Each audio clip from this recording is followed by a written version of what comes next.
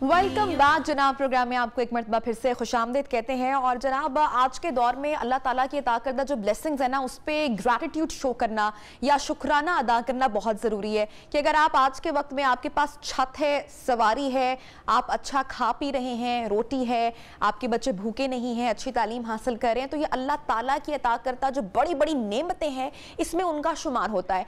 और आपको इस बात का ख्याल उस वक्त होगा जब आप किसी ऐसे शख्स से मिलेंगे जो दिन भर दिहाड़ी या मजदूरी करने के बाद भी अपने बच्चों की, अपने घर वालों की भूख प्यास नहीं मिटा सकेगा। और जब हम ऐसे लोगों से इंटरेक्शन करते हैं तो हमें एहसास होता है और कि हमें अल्लाह ताला ने कितना कुछ अता किया हुआ है। अच्छा, ये सारी बात करने का मकसद सिर्फ ये है कि हमारे मुल्क का इस वक्त, पाकिस्तान का जो सबसे बड़ा मसला है, मैं सियासतदानों के मसले की बात नहीं कर रही हूँ, मैं अवाम के मसले की बात कर रही हूँ, मैं आम आदमी के मसले की बात कर रही हूँ। जो एक आम आदमी है उसका मसला है बढ़ती हुई महंगाई। रोटी दाल खाना उसके लिए सबसे बड़ा चैलेंज है आज के दौर में। और ऐसे में खान साहब का जो स्टेटमेंट सामने आया है, उनका जो बयान सामने आया है, वो कहते हैं कि मुझे इस बात का इल्म है कि महंगाई की वजह से लोग तकलीफ में मुब्तला हैं। और उन्होंने ये भी किया कि हम कोशिश कर रहे हैं कि जो निचला तबका है, जो लोअर क्लास है, उसको किसी किस्म की कोई तकलीफ ना पहुंचे। अच्छा, एक और अहम बात उन्होंने अपने इस बयान में कही, कहते हैं कि हमने इतने ज़्यादा भारी कर्जे और रकम उठाई हुई है और जो कर्जे उठाए गए हैं उसके बावजूद अवाम पर वो बोझ नहीं डाला जो कि होना चाहिए था। नाउ दिस इज इस पे हम जरा बात करेंगे, तज्जिया लेंगे। माहिर मुआशियात शाहिद हसन सिद्दीकी साहब is in conversation with us. Sir, आपको खुशामदीद कहते हैं नेओ पाकिस्तान में। सर, बताइएगा, सितंबर में महंगाई जो रवा माली साल की बुलंद तरीन सतह पर पहुंची है, 8.98 की सतह पर पहुंच गई है। अगर शहरों की बात की जाए तो 9.13, देहात की बात की जाए तो 8.77 है। क्या कोई ऐसा शोबा है जो आपके इल्म में हो जहां हुकूमत ने जो निचला तबका है उसको थोड़ा सा भी रिलीफ दिया हो?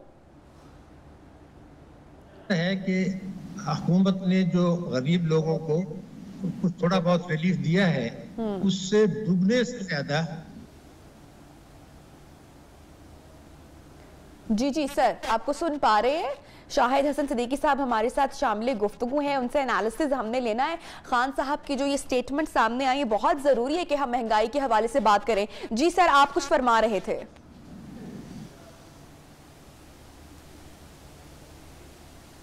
जी शाहिद साहब, आप सुन पा रहे हैं?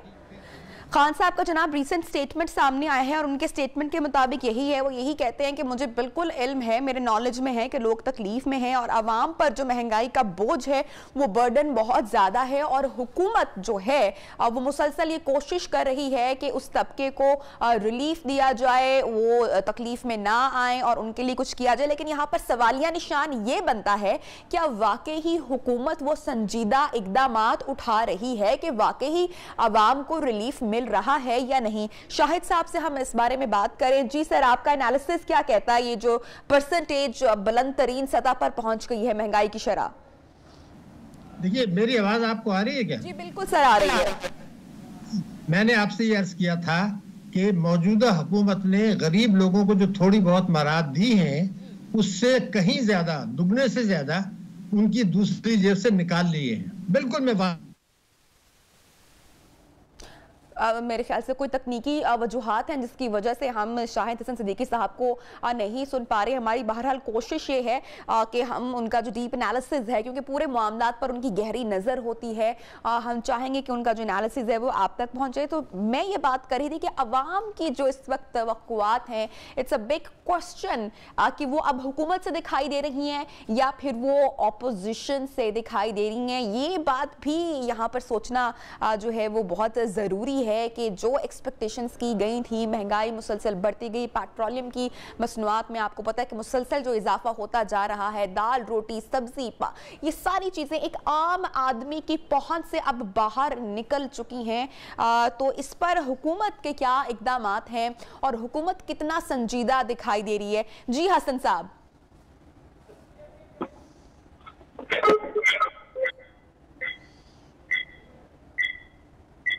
यहाँ पर हम लेंगे जनाब एक छोटी सी ब्रेक लेंगे, वक्फा लेंगे और जब वक्फे के बाद वापस आएंगे तो सेगमेंट को और गुफ्तगू को आगे बढ़ाएंगे। आप साथ रहिएगा।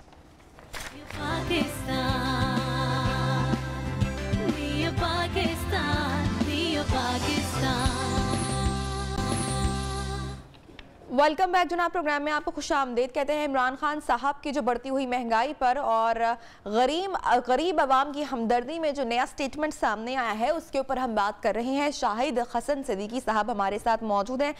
Good morning once again sir. अच्छा, ब्रेक से पहले थोड़ी सी तकलीफ हो रही थी गुफ्तगू करते हुए, कुछ टेक्निकल वजूहात थी। सर आप क्या बात कर रहे थे कि जो महंगाई की शरह में जो मुसलसल इजाफा होता जा रहा है और जो खान साहब का स्टेटमेंट सामने आया है इस पर? जी, मैं आपसे यह कर दूं कि वज़ीर-ए-आज़म साहब ने जो ये बात कही है, हमें मालूम है कि लोग महंगाई से तकलीफ में हैं जी, मगर ये तो 2.5 साल से तकलीफ में है बहुत बुरी तरीके से, क्योंकि महंगाई 2.5 साल से मुसलसल बढ़ी है। लेकिन उन्हें ये भी मालूम है, मगर उन्होंने उसको तस्लीम नहीं किया कि महंगाई की जो आम तरीन वजूहात हैं उसमें खुद उनकी हुकूमत की पॉलिसियां हैं और स्टेट बैंक की पॉलिसियां हैं, जिसका बुनियादी महवर यह है कि जो पाकिस्तान के ताकतवर और मालदार तबके हैं, जिन्हें अशराफिया आप कह लें, टैक्स चोरी करने वाले कह लें, कौमी दौलत लूटने वाले कह लें, उनको बेतहाशा फायदा पहुंचाया जाए, चाहे उसके लिए कानून तोड़ना पड़े या नया कानून बनाना पड़े, और इसका बोझ अवाम पर डाल दिया जाए। नंबर 1। ठीक, मैं आपसे बताऊं कि मिसाल के तौर पर माजी में अगर आप चले जाएं तो आलमी मंडी में तेल की कीमतें $125 फी बैरल तक रही हैं या उससे ज्यादा। आज $80 फी बैरल हैं, मगर पाकिस्तान में आज पेट्रोल की कीमतें तारीख में सबसे ज्यादा हैं जी। सवाल ये कि जब 125 में आ रहा था तो उस वक्त सस्ता क्यों था और आज महंगा क्यों है? मगर मैं आपको बताऊं कि इस हुकूमत ने जो एमनेस्टी दी है टैक्स यानी कौमी दौलत लूटने वालों को, वो पाकिस्तान की तारीख में और दुनिया की तारीख में सबसे ज्यादा है। अगर मैं आपको सिर्फ एक मिसाल दे दूं कि एक आदमी ने पाकिस्तान से कौमी दौलत लूटकर $1 लाख बाहर भेज दिए। इन्होंने एमनेस्टी में पहले कौन से तो ये कहा था हम एमनेस्टी नहीं देंगे, मगर फिर ये कहा कि एमनेस्टी भी दी और कहा कि उस पैसे को पाकिस्तान वापस ना लाएं, बाहरी डॉलर में रखें। तो आपको पता है कि रुपए की कदर जिस तेजी से गिराई गई है, तो 2.5 साल में जिस आदमी ने चोरी का पैसा $1 लाख पर 6% दे के एमनेस्टी दी थी, उसने $45 लाख इजाफी कमा लिया है $1 लाख पर, जिसने उससे ज्यादा किया था। उसकी वजह यह थी कि उस वक्त तो $124 का डॉलर था, आज 170 का है। आपने उसको कहा बाहर पैसा रखें और डॉलर भी रखें, तो ये जो बोझ पड़ा ये किसके ऊपर पड़ा? एक तो ये बात है, ये एमनेस्टी आपने अगर दी थी तो ये क्यों नहीं कहा कि उस दौलत को यहाँ वापस लेकर आए? सर आपकी बात बिल्कुल बजाय कि जब हुकूमत तेल की कीमत का मुवाजना दूसरे ममालिक से करती है तो यहाँ पर कुव्वत खरीद और महंगाई का मुवाजना भी तो होना चाहिए। हुकूमत क्या आपको वाकई में संजीदा दिखाई दे रही है कि वो आवाम का वाकई दर्द समझ रही है, उसके लिए कुछ किया जा रहा है या सिर्फ फर्जी बातें की जा रही हैं? नहीं, यहाँ तक तो मैं मानता हूँ तो समझते समय कोई बेवकूफ नहीं है, लेकिन उनका कोई इरादा नहीं है कि आगे चल के आवाम को कोई रिलीफ दे सकेंगे। अभी आपने एक बहुत अहम नुक्ता उठाया है, मैं जरा उसकी वजाहत करता हूँ। देखिए, उन्होंने जो कुव्वत खरीद की बात है, तो पाकिस्तान की जो फीकस आमदनी है इस वक्त वो 190 मुल्कों में से 161 मुल्कों में हमसे ज्यादा है। हमारी जो फीकस आमदनी है वो $1190। भारत की जो है वो $1900 जो है डॉलर फी शख्स, और बांग्लादेश की $1968, यानी वहां फीकस आमदनी ज्यादा है, हमारी कम है, और हमारी 3 वर्षों में गिरी है। नंबर 1। मतलब जो दूसरी बात है कि जब आप मुआवजा करते हैं तो आप ये भी तो बताएं कि वहां गंदुम का रेट क्या है, आप ये भी तो बताइए कि वहां चीनी का रेट क्या है, आप ये भी तो बताइए कि वो ममालिक जो है बांग्लादेश या भारत, वो तालीम की मद में कितना हमसे ज्यादा खर्च कर रहे हैं GDP के ताउन से। आप ये भी तो बताइए कि ये ममालिक सेहत की मद में हमसे कितना ज्यादा खर्च कर रहे हैं। तो मेरा कहना यह था कि अगर मुकाबला करना है तो फिर आप ये भी तो देखिए कि मेरे मुल्क में अफरात ज़र की शरह 9% है। अभी जो है उसने ये कहा है एशियन डेवलपमेंट बैंक ने कि इस साल सबसे ज्यादा महंगाई खित्ते में पाकिस्तान में रहेगी, और शरह नुमू यानी ग्रोथ रेट जो है हमारा 5th लोएस्ट रहेगा, यानी गुर्बत बढ़ेगी, बेरोजगारी बढ़ेगी, महंगाई बढ़ेगी। तो सवाल फिर ये पैदा हो रहा है कि ये जो कुछ हो रहा है, लोगों को ये पता होना चाहिए कि हम कर क्या रहे हैं। इन्होंने जानबूझ के रुपए की कदर गिराई है, मैं आपको बता रहा हूँ, और उसकी जो तबाही आई है वो अंदाजा नहीं लगा। ऐसे में एक तो आवाम पहले ही महंगाई के बोझ तले दबे हुए हैं, पिसे हुए हैं अब, और ऐसे में ये वाली स्टेटमेंट सामने आ जाना कि पाकिस्तान ने, हमारे मुल्क ने जितना माली कर्जा उठाया है वो उतना, उसको देखते हुए आवाम पर उतना बोझ नहीं डाला गया। Do you agree with that? देखिए मैं आपसे बता दूं, मैं अभी कुछ आदाद शुमार आपको बता रहा हूं जो मेरे नहीं है, स्टेट बैंक के हैं और वजारत खजाना के हैं। पाकिस्तान में जब आजादी को 66 साल हुए थे तो हमारे जो मजमूई कर्जे थे, टोटल कर्जे पाकिस्तान के ऊपर, वो थे 16,400 अरब रुपया 66 वर्षों के बाद। इनके हुकूमत में दौर में 3 साल में इनके अपने आदाद शुमार के मुताबिक कर्जों और जिम्मेदारियों में जो इजाफा हुआ है वो है 18,000 अरब रुपया। ये इजाफा है, कर्जे नहीं है।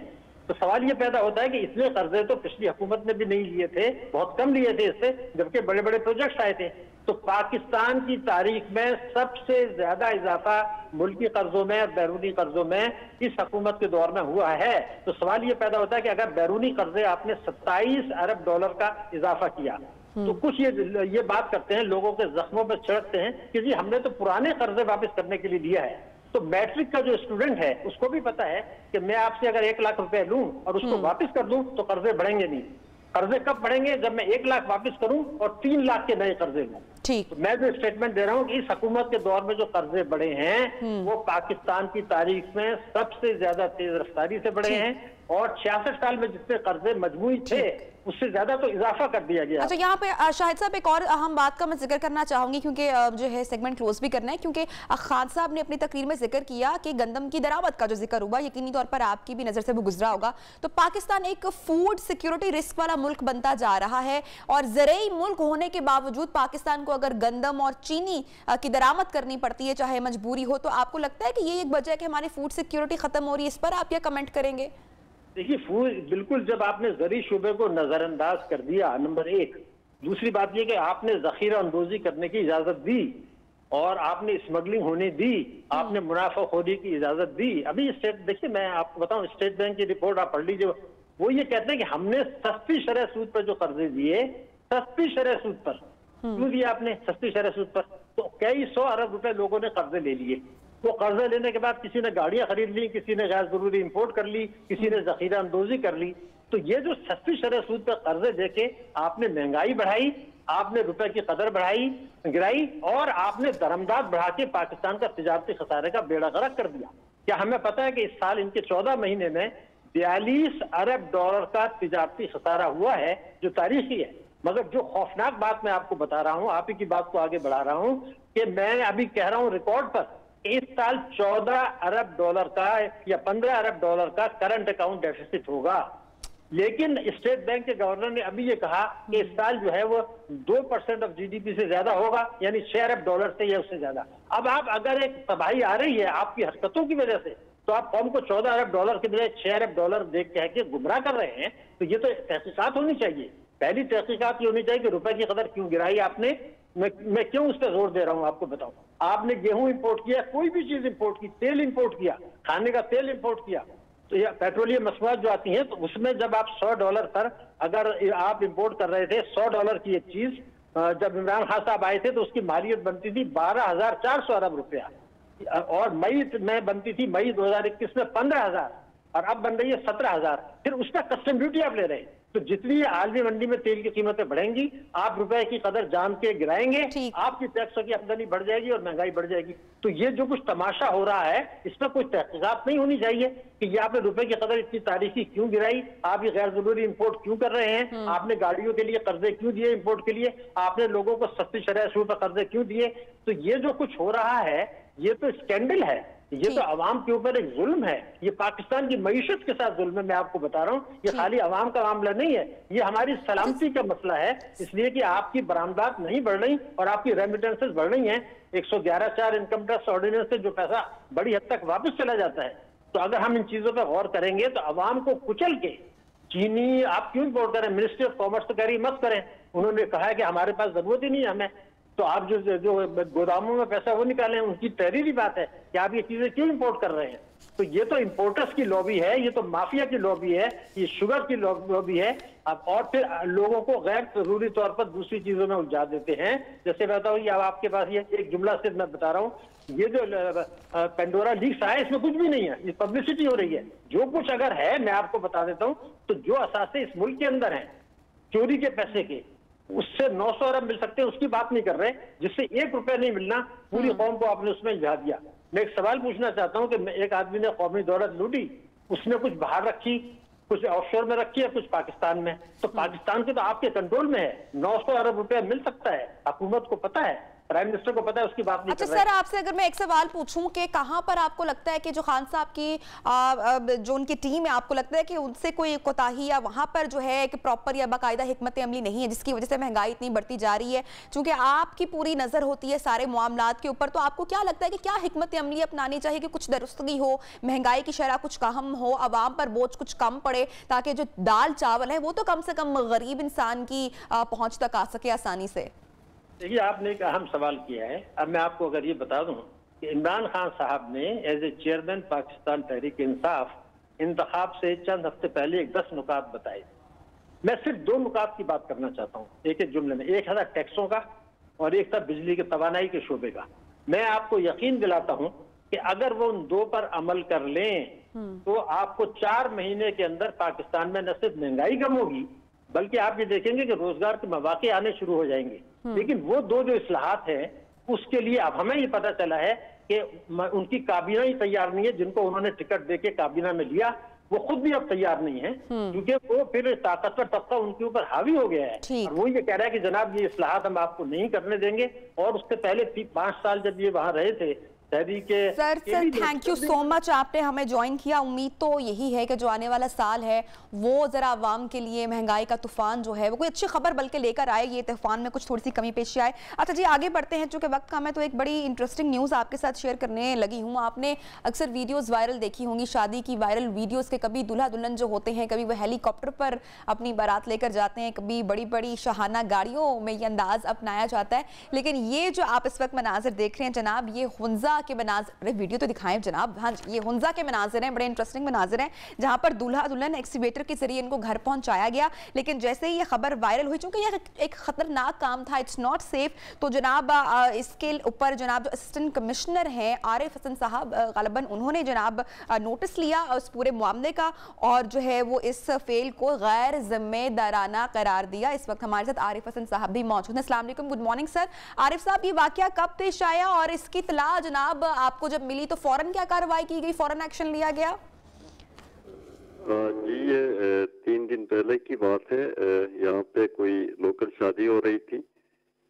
इसमें दुल्हा दुल्हन को एक्सकेवेटर ड्राइवर अपने एक्सकेवेटर में बिठा के लेके जा रहे थे, जिसकी कंप्लेन हमें पब्लिक की तरफ से और थ्रू सोशल मीडिया मिली। उसके बाद इसके पे मैंने नोटिस लिया और एक्सकेवेटर के जो ड्राइवर हैं इनको हमने नोटिस इश्यू किया, क्योंकि ये जो फेल था एक गैर जिम्मेदाराना फेल था, जिसकी वजह से दुल्हा दुल्हन की लाइफ को नुकसान पहुंच सकता था या पब्लिक को नुकसान पहुंच सकता था। इसी वजह से हमने एक नोटिस इनको इशू करके तंबीह की कि फ्यूचर में भी इस तरह के कोई मामला कोई और ना करे, क्योंकि ऐसी काम की वजह से पब्लिक के जो ह्यूमन लाइफ है उसको नुकसान पहुंच सकता है।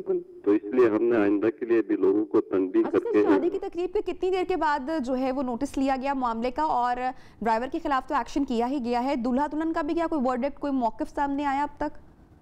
जी, दूल्हा दुल्हन से भी थ्रू मजिस्ट्रेट हमने इनको वारंट किया, तो इन्होंने हमें एक्सक्यूज किया कि ये हमने वाकई एक गलत फेल सरंजाम दी थी, जिसपे इन्होंने माजरत भी की है। और ये नोटिस ये शादी के फौरन 2 घंटे बाद लिया गया था।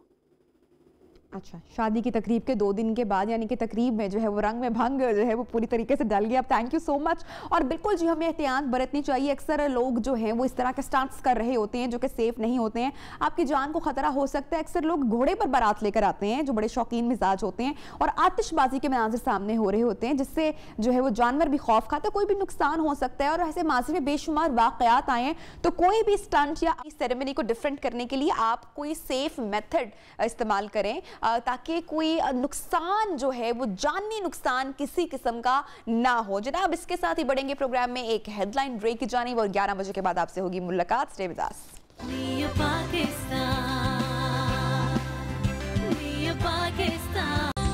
वेलकम बैक जनाब। प्रोग्राम में आपको कहेंगे एक मरतबा फिर से खुशामदीद। और आज किचन का सेगमेंट में जनाब बड़ा इंटरेस्टिंग होने वाला है, क्योंकि अनम बड़ी कोई तैयारी करती हुई हमें दिखाई दे रही है, तो आपने स्टे ट्यून रहना है विद आवर प्रोग्राम, ताकि हम आपको आज बड़ी ज़बरदस्त सी डिफरेंट यूनिक सी रेसिपी देने वाले हैं। बहरहाल हम ज़रा अपने थोड़े से प्रोग्राम को आगे बढ़ाएंगे और अपने ज़रा रवैये के ऊपर बात कर लेते हैं। बड़ा कॉमन रवैया है हमारा, ट्रैफिक के कवानीन एक मौजूद तो हैं लेकिन उनको फॉलो नहीं किया जाता, उन पर अमल नहीं किया जाता। अब ऐसे में आपको पता है कि खान साहब ने बड़ी सख्त पॉलिसीज रखी हुई हैं, जगह जगह आपको हमारे जो ट्रैफिक वार्डन्स हैं वो दिखाई देते हैं, और बिल्कुल जो है वो कानून की खिलाफ वर्जी करने वालों के खिलाफ या तो ई चलान किया जाता है, जो अपनी गाड़ी लेकर फरार हो जाते हैं, या फिर जो गाड़ी रोक लेते हैं फौरी तौर पर उनका चालान काटा जाता है। ऐसे में कुछ लोगों का जो रवैया है वो बड़ा खराब दिखाई देता है टुवर्ड्स ट्रैफिक वार्डन्स। अब गर्मी हो, सर्दी हो, आंधी हो, तूफान हो, किसी भी तरह का कोई भी मौसमी चैलेंज हो, हमारे जो ट्रैफिक वार्डन्स हैं वो अपनी जिम्मेदारियां भरपूर तरीके से सरअंजाम दे रहे होते हैं। ऐसे में बजाय कि हम उनका थोड़ा सा ख्याल रख सकें, हम क्या करते हैं कि जिस तरह के आप देख रहे हैं मनाजर, ये हाथापाई का मामला पेश आया, फैसलाबाद का ये जो है ये मनाजर है, जहाँ पर जब ट्रैफिक वार्डन ने मियाँ बीवी गालिबन गाड़ी में जा रहे थे, उनका चालान किया तो उनकी जानिब से शदीद रद्द अमल सामने आया। बहरहाल पूरा मामला क्या है ये तो हमारी जो न्यूज़ रिपोर्टर जवेरिया इस वक्त फैसलाबाद में मौजूद हैं, उनसे जानेंगे। ये मनाजिर आप देख सकते हैं कि काफ़ी हाथापाई हुई है, गुत्थम गुत्था हुई हैं, दोनों पार्टीज काफ़ी आपस में उलझ पड़े हैं, कौन गलती पर था और कौन नहीं, इसकी जो तफसीलात हैं वो तो हम अब जानेंगे जवेरिया से। जवेरिया, ये कब का वाकया है?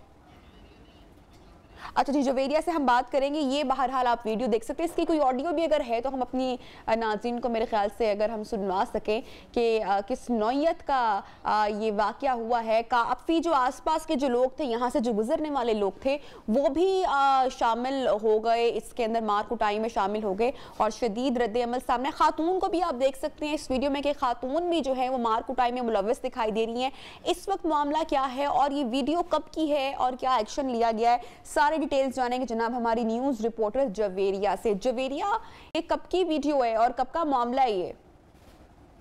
जी बिल्कुल, फैसलाबाद में ये 3 तारीख का वाकया पेश आया था कि 3 तारीख को ट्रैफिक वार्डन फजल अब्बास की जानिब से जो है वो गाड़ी बीच रोड में पार्क करने पे पहले तो उन्हें मना किया गया, उसके बाद जो है उनको चालान किया गया। 500 रुपए का इन्होंने चालान किया, जो उन्होंने पे भी कर दिया, ऑनलाइन उसको पे किया। लेकिन उसके बाद जो है वो वहाँ पर मौजूद खवातीन और मर्द हज़रात की जानिब से ट्रैफिक वार्डन को बेईमाना तशद्दुद का निशाना बनाया गया।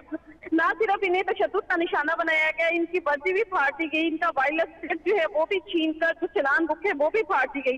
सिर्फ इनका कसूर ये था कि इन्होंने वहाँ पर गाड़ी पार्क करने से जो है वो मना की थी। फजल अब्बास जो है वो 14 साल के ट्रैफिक की वार्डन की जो ड्यूटी है वो सरअंजाम करे, और ये शख्स इतने अपनी ड्यूटी के साथ ये रोज जंग से फैसलाबाद आते हैं, यहाँ पर अपनी ड्यूटी जो है वो सरअंजाम देते हैं और वापिस तकरीबन 1.5 घंटे का सफर करने के बाद जो है वो घर पहुंचते हैं। थाना कोतवाली पुलिस ने जो है वो मुल्जिमान के खिलाफ मुकदमा दर्ज कर लिया गया है। मुल्जिमान जो है वो एक ही फैमिली से हैं, न सिर्फ उसमें एक साथ 2 खवातीन थी, 3 मर्द शामिल थे, एक उनका ड्राइवर था और बाप बेटे ने जो है वो इन्हें शदीद तशद्दुद का निशाना बनाया।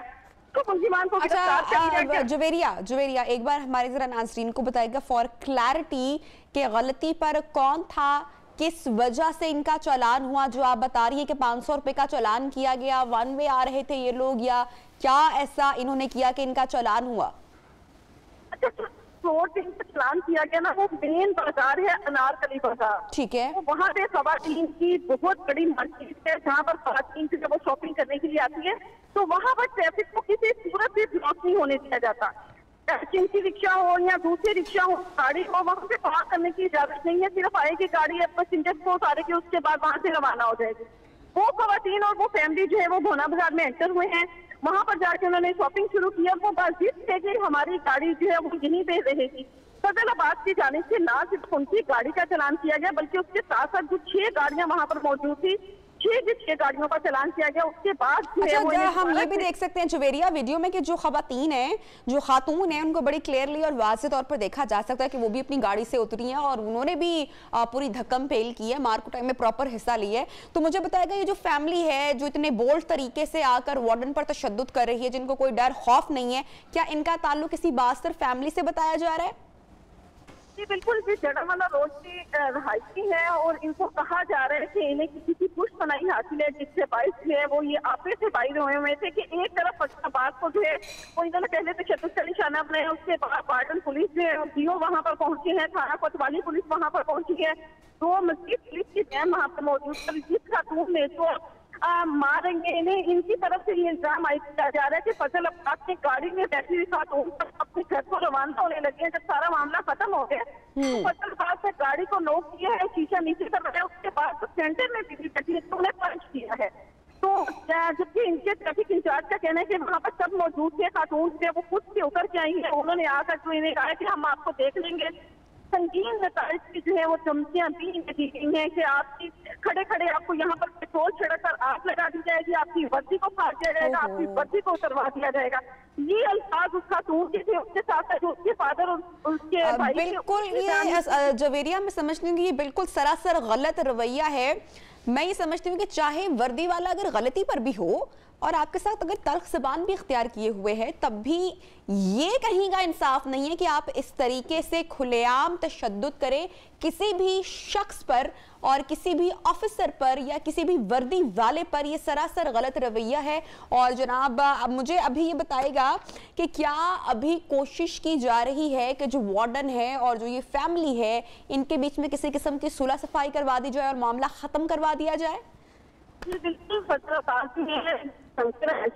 मेरी बात इस वक्त मेरे साथ मौजूद है, इनका ये इनकी जाने से किसी किस्म की कोई ज्यादती नहीं की गई। ये वार्डन जो है वो अपनी ड्यूटी खड़े थे और ये अब इस मामले को पूरा शुरू करेंगे कि इनके साथ ये ज्यादती क्यों की गई है। थाना कोतवाली में सब लोग जो है वो उनकी जाने से भी आए हैं, उनकी जाने सफाई का भी कहा जा रहा है, लेकिन है कि अब जो है वो सूरत हाल कुछ मुख्तलिफ हो चुकी है, जो है वो हो चुकी है तब्दील हुई है, उसके साथ साथ उनके जितनी काफी तब्दील हुई है वो होने के बाद कहना है कि अपना केस मुकम्मल लड़ेंगे ताकि इन्हें इंसाफ मिल सके और आइंदा मुस्तकिल में जो है वो अच्छा जवेरिया, इससे पहले माजी में भी इस तरह के वाकयात हो चुके हैं, ट्रैफिक वार्डन्स पर या अफसरान पर तशद्दुद के जो वाकयात हैं हमने पहले भी वो रिपोर्ट किए हैं, तो ये बड़ा एक आम रवैया हम देख रहे हैं, क्या वजह है इसके पीछे? असल में नबीहा जो फैसलाबाद में है ट्रैफिक वार्डन का पहले स्लोगन आता था कि पहले सलाम फिर कलाम। यहाँ पर ये सूरत हाल है कि जब भी अगर किसी गाड़ी वाले को वायलेशन से रोकते हैं देन वो इस इल्जाम आयद कर देते हैं कि मैं फलां से ताल्लुक है मेरा और मेरे साथ ये बदतमीजी की गई है वार्डन की जानिब से। वो एक आसान हल होता है कि कोई भी सिटीजन उठ के जो है वो एप्लीकेशन लिखते और सिटियों को जो है वो दे दी जाती है इनके खिलाफ। पहली बात तो ये है। सेकेंडली ये कि कुछ अर्सा का 3 से 4 साल कब जो है वो काफी टिकटॉकर मशहूर है, मिर्जा अंजुम कमाल की जो बेटी है जन्नत मिर्जा, उनकी फैमिली की जानिब से भी बिल्कुल इसी रोड पे इसी वजह से जो है वो झगड़ा हुआ था कि उनकी गाड़ी भी यहाँ पर पास थी, वो लिफ्टर वाला आया, ट्रैफिक वार्डन जो है वो आके उठा के जब गाड़ी लेके जाते तो उनकी फैमिली जो है वो वहाँ पर पहुंची है, लेकिन उन्होंने मामला जो है वो इसको और तरीके से डील किया क्योंकि वो एक ऑफिसर थे, वो जानते थे कि सारे। ठीक है जवेरिया, बहुत शुक्रिया। इस मामले का फॉलो अप भी जरूर हम आपसे लेते रहेंगे कि कार्रवाई कहां तक पहुंची है और मुल्जिमान के खिलाफ आगे चलकर जो है वो क्या इंसाफ हो पाता है कि नहीं। बहरहाल एक ब्रेक की जानिब बढ़ेंगे और ब्रेक के बाद हम आपको बताएंगे कि जनाब 5 अक्टूबर यानी कि वर्ल्ड टीचर डे जो है वो कई ममालिक में सेलिब्रेट किया जा रहा है, इस पर गुफ्तगू करेंगे। एक छोटी सी ब्रेक और वक्फे के बाद साथ रहिएगा।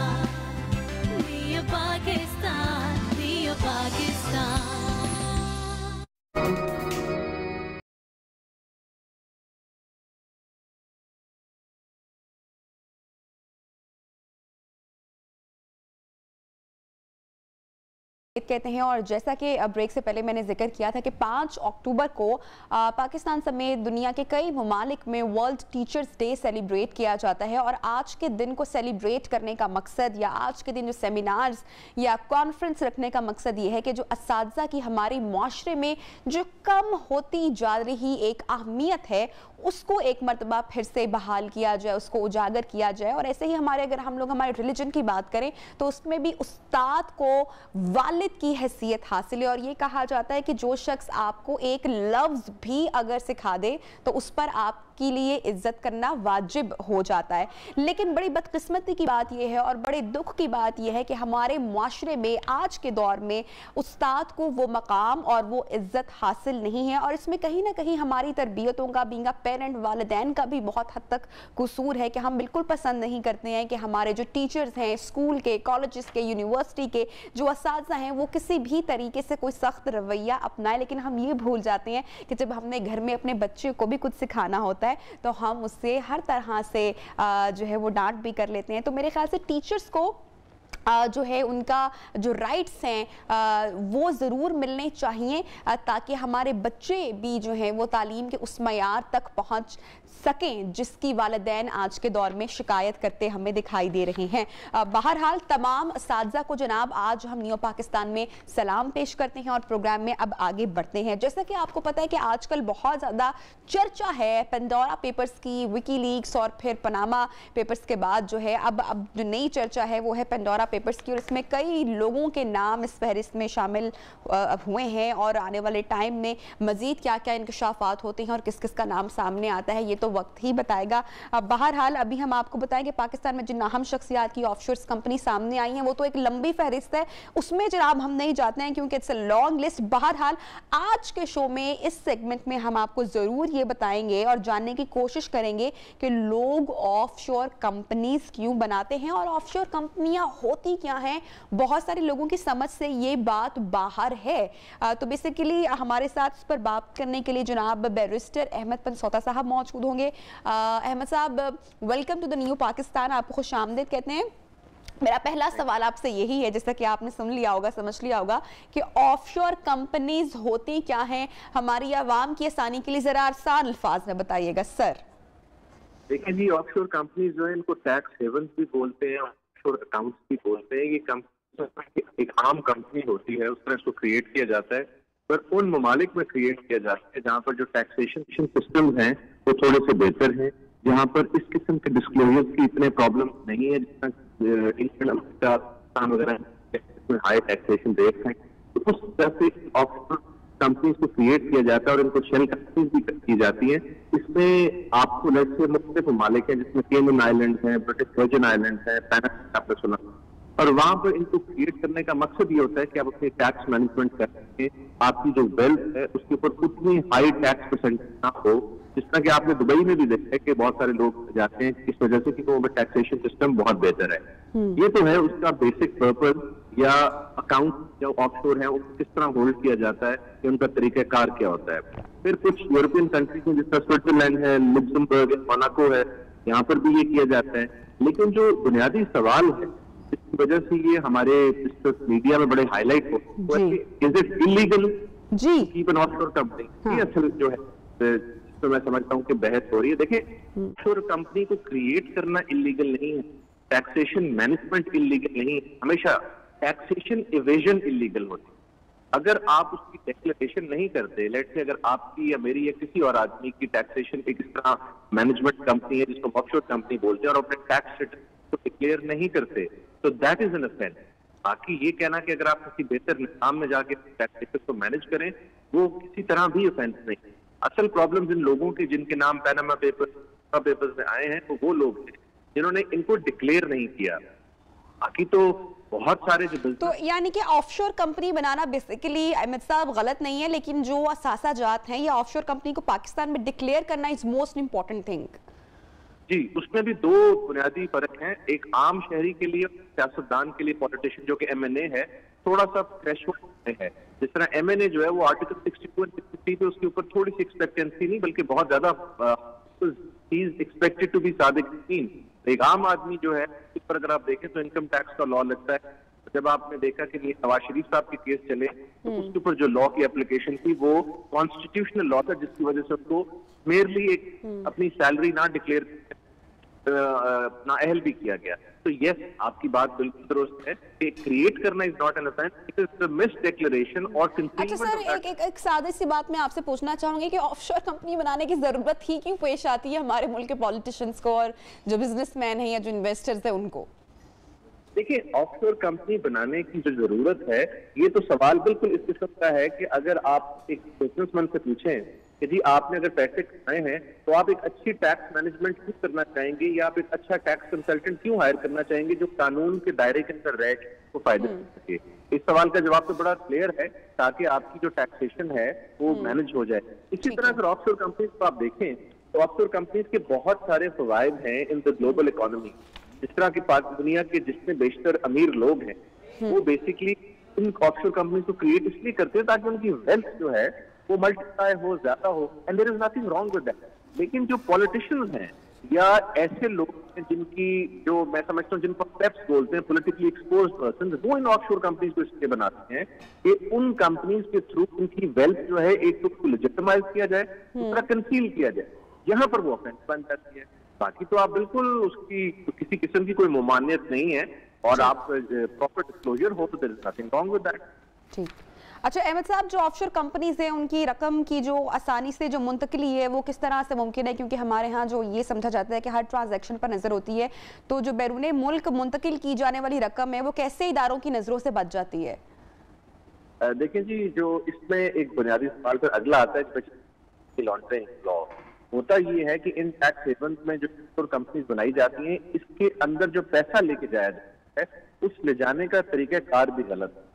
एंड मनी लॉन्ड्रिंग का कानून ये कहता है कि जब एक पैसे को आप गलत तरीके से बाहर ले जाके किसी ऑफेंस में इस्तेमाल तो वो मनी लॉन्ड्रिंग है। अगर सिंपली लेके जाएं तो वो फॉरेन एक्सचेंज मैनुअल का सिर्फ एक बात है।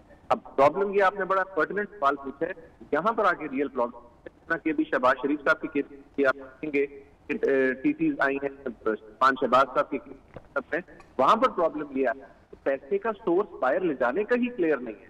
अगली तो फिर ऑफशोर कंपनी की बात बाद में आती है। फिर अगर आप लेट से वो सोर्स क्लियर कर भी देते हैं, जो कि शरीफ फैमिली के साथ बड़ा बुनियादी प्रॉब्लम है, और बहुत सारे नसीम खान साहब इन सब के ऊपर जो एलिगेशन है वो यही है कि वो वहां पर ले जाने का सोर्स नहीं।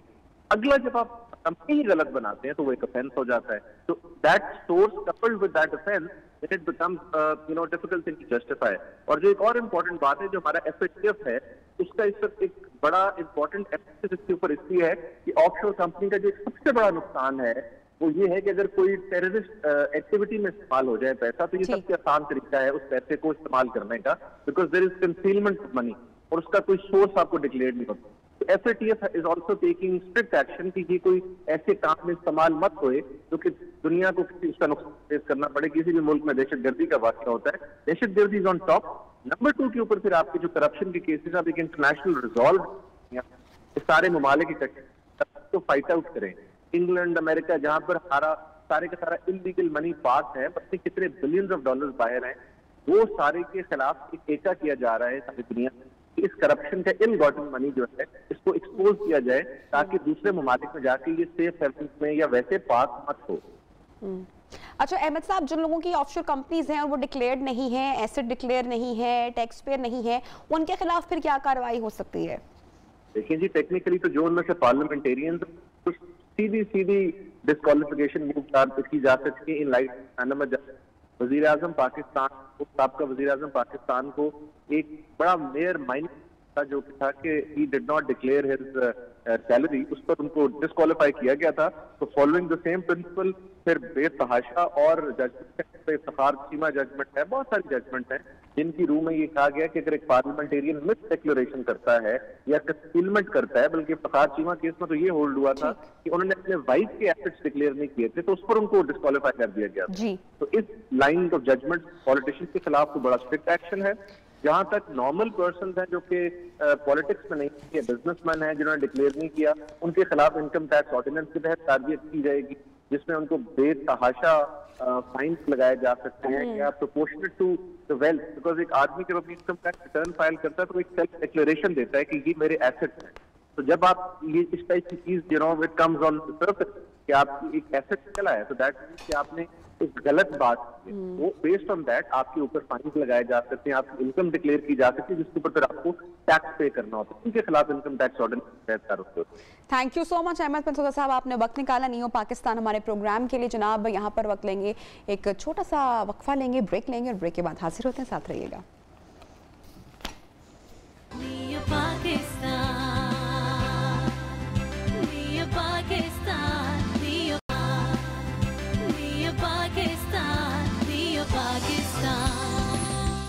वेलकम बैक जनाब। और जैसा कि आज प्रोग्राम के आगाज़ में ही 11 बजे के बाद ही मैंने आपको बता दिया था कि अनम आज बड़ी तैयारियां कर रही हैं, तो अनम क्या बन रहा है आज? नबीहा हम बनाने जा रहे हैं Arabian rice with hot shots.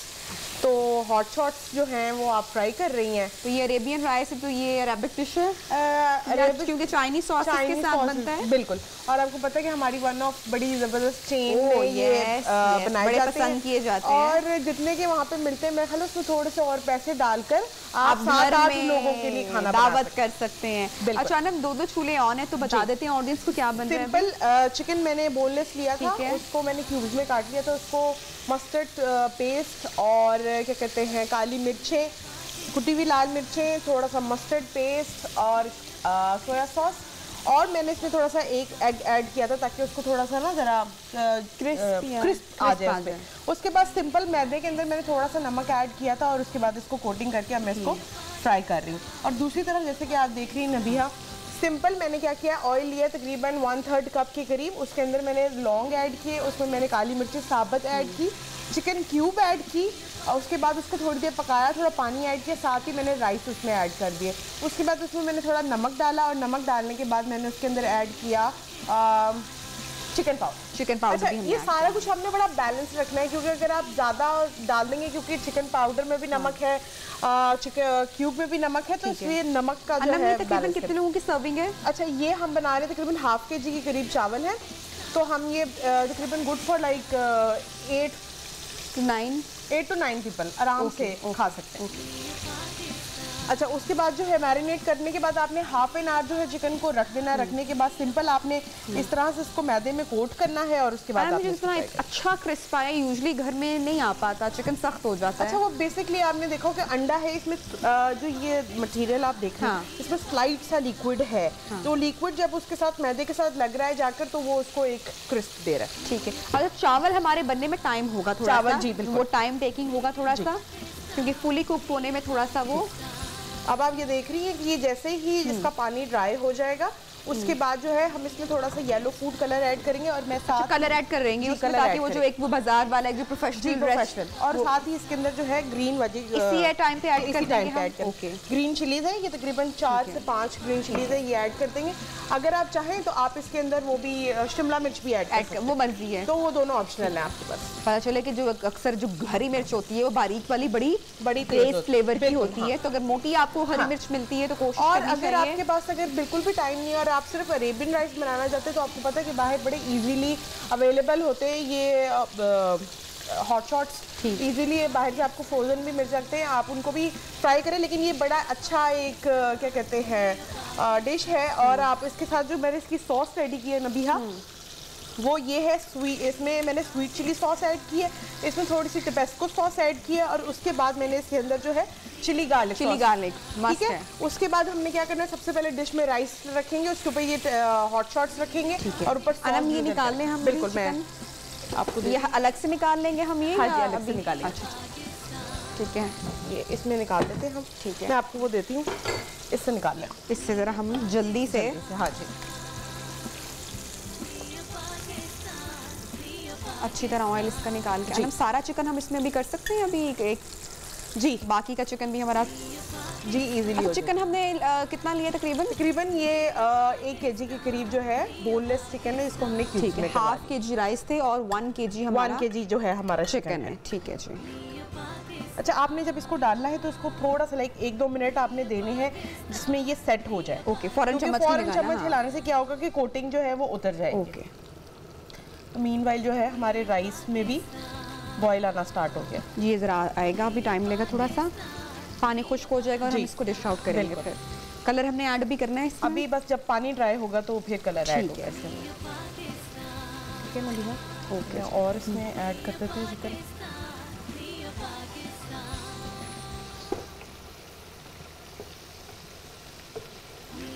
अच्छा, ये हमारा चिकन हार्ड तो नहीं होगा? नहीं, हार्ड नहीं। आप ये खा के टेस्ट भी कर सकती हैं, ये फुली कुक्ड हो चुका है। ओके, आप अगर चिकन को टेस्ट करें तो ये बिल्कुल फुली कुक्ड है। ठीक है। और चावल भी हमारे जी, वो भी ऑलमोस्ट जो है वो फ्राई होने के वो बॉईल हो रहे हैं। और आप देखिए कि खड़े खड़े हैं बिल्कुल चावल।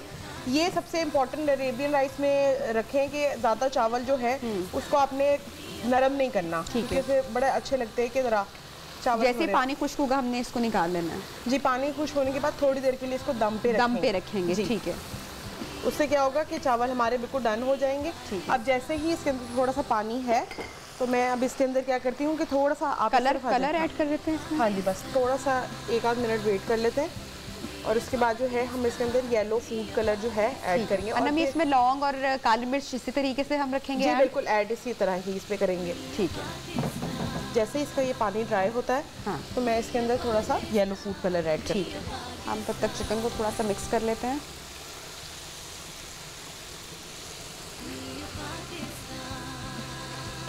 अच्छा, आपने इसको तकरीबन 7 से 8 मिनट का जो है अच्छे से दम लगाना है ताकि चावल जो है हमारे फुली कुक हो जाए। आप देख रही होंगी नबिया, इसमें जब आप शिमला मिर्च भी ऐड करते हो तो बड़ा अच्छा फ्लेवर आता है। और वेजिटेबल तो हम इसमें ऐड नहीं करेंगे, अरेबियन राइस सिर्फ हम ग्रीन चिलीज या ग्रीन चिलीज अगर आप नहीं डालना चाहते तो कैप्सिकम एक सिर्फ उसको थोड़ा सा वेजिटेबल का फ्लेवर देने के लिए। अच्छा, और कुछ लोगों को अगर थोड़ा स्पाइसी पसंद है, अगर वो चाहते हैं कि थोड़ा स्पाइसी बनाए तो वो क्या करें, सिंपल राइस जब आप मैंने ऑयल गरम करना तो उसमें थोड़ा सा जो है गरम मसाला ऐड कर लें। अच्छा। मैं गरम मसाला इसलिए नहीं ऐड करती क्योंकि उससे क्या होता है कि चावल का राइस का कलर चेंज हो, ब्लैकिश सा वो थोड़ा ब्राउनिश टोन में आ जाता है, इसलिए उससे अवॉइड करने के लिए मैं जो है वो नहीं कलर ऐड कर लेते हैं इसमें। तो इसमें जो है हल्का सा क्योंकि पानी खुश्क हो चुके, अब दम पे हम इसको जी बस हम इसको 6 से 7 मिनट जो है दम पे रखेंगे। और हमारे राइस जो है, टाइम अगर हमें बताएंगे कितना टाइम है ताकि हम, हमारे पास 2 मिनट रह चुके हैं जी, तो हमने दम अभी देना है तकरीबन 7 मिनट का जी। तो दम के बगैर तो हम राइस अभी नहीं निकालेंगे। बिल्कुल। तो सिंपल मैं एक दफ़ा क्विक रेसिपी आप शेयर कर देती हूँ आपके साथ। सिंपल आपने क्या करना है कि राइस थे 1/2 kg के करीब, उसमें 1/3 कप मैंने ऑयल लिया था, उसको गर्म किया, उसमें 6 से 8 लौंग ऐड किए और उसके बाद मैंने उसमें काली मिर्च ऐड की, चिकन क्यूब ऐड की 2, उसको थोड़ा सा कुक किया पानी डालकर। उसके बाद मैंने उसके अंदर चिकन पाउडर ऐड किया, थोड़ा नमक ऐड किया, ऐड करने के बाद राइस ऐड किए, पानी ऐड किया और उसको अच्छी तरीके से ड्राई किया। पानी ड्राई करने के बाद चावल को दम पे लगा दिया और हरी मिर्च जब पानी मैंने ऐड किया था साथ ही इसमें डालकर 6 से 7 मिनट का आपने इसको दम लगाना है तो जाओ आपके अरेबियन राइस हो जाएंगे वो रेडी। अच्छा, ये रेसिपी फुल शेयर कर दी है हमने। ये फुल अनम, जब हमारे अगर फॉर एग्जांपल घर में हम ये राइस तैयार करना चाह रहे हैं, डिश तैयार करना चाह रहे हैं और यूजुअली मेहमानों के आने से पहले खाना तैयार हो चुका होता है, तो हम चावलों को क्या अलग से डिश आउट करेंगे और चिकन को अलग से करेंगे और सर्विंग टाइम पे इनको करेंगे? अच्छा, आप वो जो है आप बेशक हॉट शॉट्स पहले बना के रख लें, राइस को आपने अपना दम लगा के रख लिया, लेकिन जब आप इसकी सर्विंग करेंगे तो आपने सबसे पहले राइस सेट करने हैं, उसके ऊपर आपने ये चिकन सेट करना है, ऊपर सॉस आपने ड्रिजल करनी है और थोड़ी सी ऑन साइड रखना है। ओके, तो ये बड़ी इजीली जो है आप बड़ी इजी रेसिपी, मुझे लगता है कि दुनिया की सबसे क्विक रेसिपी है। वाकई बड़ी क्विक है और बड़ी जबरदस्त, बड़ी जल्दी बन जाती है। और आपको पता है कि ये बच्चों को ये हॉट शॉट्स तो वैसे ही बड़े पसंद है, तो इस तरह ये होगा कि दोनों मीट भी चला जाएगा और राइस भी, दोनों बच्चे जो है शौक से बिल्कुल। अनम, आपने क्विक रेसिपी शेयर कर दी है। हमारे चावलों को दम लगने में अभी थोड़ा सा टाइम है, तो जब तक हम दम लगाते हैं, रेसिपी आपको मिल चुकी है, आप लोग ज़रूर ट्राई कीजिएगा घर में और फिर अपना फीडबैक भी लाजमी हमारे साथ शेयर कीजिएगा। बहुत सारा ख्याल रखिएगा। कल इंशाल्लाह एक नई रेसिपी के साथ आपकी खिदमत में हाजिर होंगे। अल्लाह हाफिज़, हैव अ नाइस डे।